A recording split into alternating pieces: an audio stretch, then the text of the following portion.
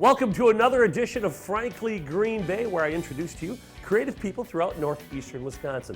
Time to go behind the scenes and meet the producer of Frankly Green Bay, Mr. Nate Reamer.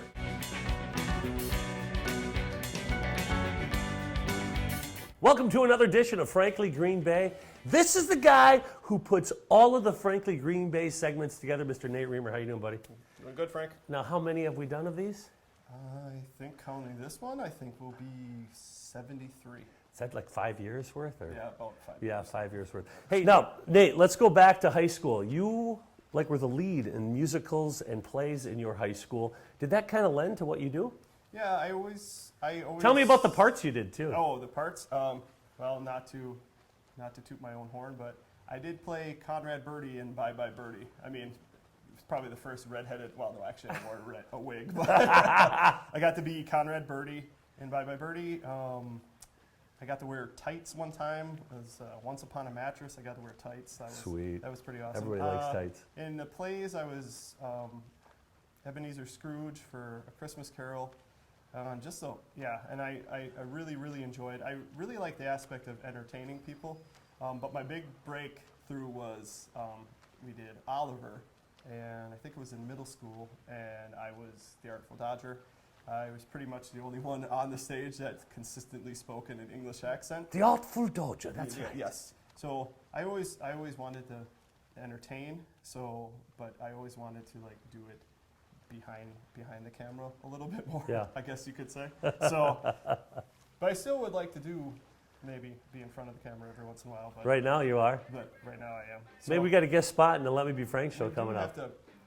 I do have to shoot at least the ending of.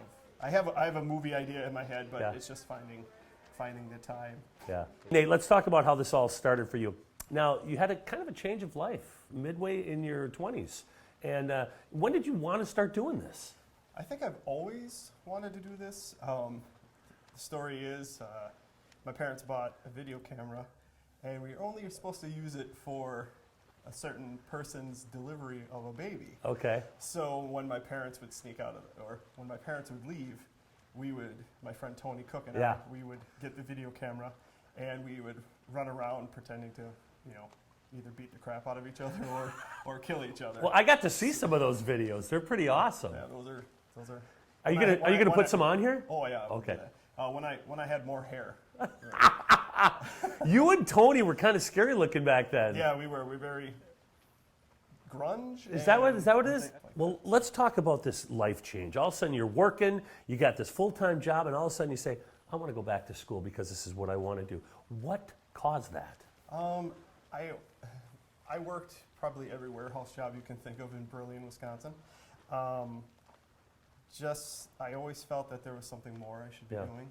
And my awesome wife, Kathy, I said, I don't want to go back to my job. And she's like, okay, but you got to go back to school. And I'm like, okay. So that was the start of it. Folks, tune in to Frankly Green Bay. This is the guy who puts them all together, Mr. Nate Reamer. Join us next week as we bring Nate part 2, because I think this is going to be a two-parter because it's a lot of stuff and he talks a lot. So. I do.